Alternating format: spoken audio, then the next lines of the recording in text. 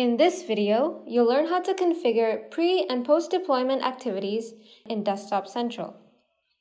Under the Packages list, in the row containing the Java package, click the button under the Action column and select Modify. As you can see, the package name, package type, license type, and Locate Installable have already been filled by Desktop Central.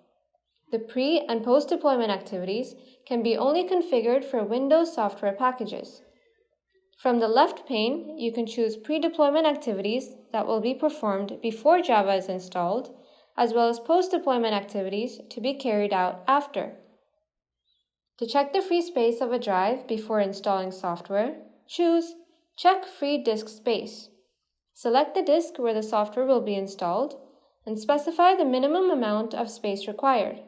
If there isn't enough disk space available, the installation will not take place. Using Check Software, you can verify whether the agent computer has software installed on it already or not. Enter the software name and its version here, and define the course of action as Skip Installation. Finally, if there is a previous version of Java, it should be uninstalled before the latest edition is installed.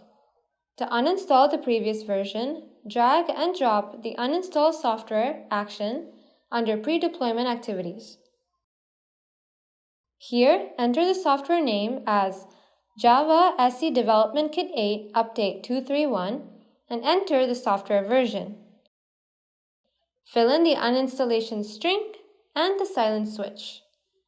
You can also decide whether to proceed with the next task if the current configuration fails.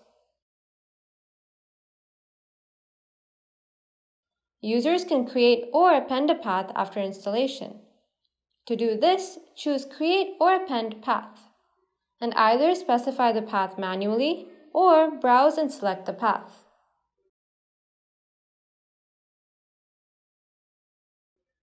Here you can choose to proceed with the task, even if the configuration fails.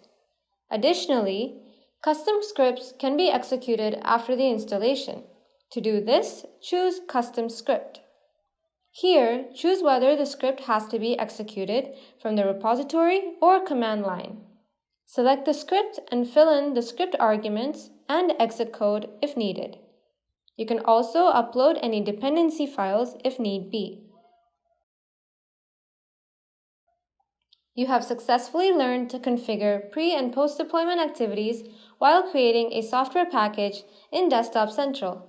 The next step is deploying the software package.